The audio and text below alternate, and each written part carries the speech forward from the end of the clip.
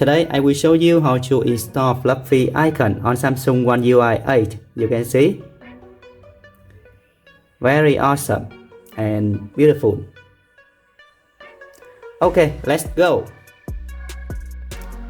First, download Fluffy Icons app on your Samsung and then open Play Store and install Good Luck. Now, open the app and then scroll down and click Theme Pack. Click here to download.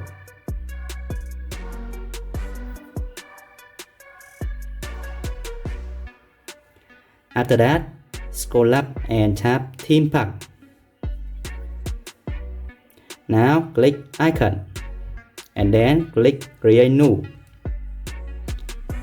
Then tap Icon Pack and click here Fluffy Icon.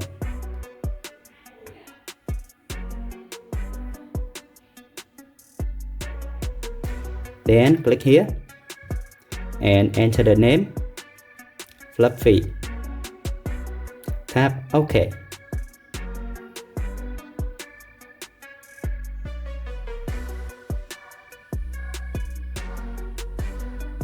Now tap here and tap Apply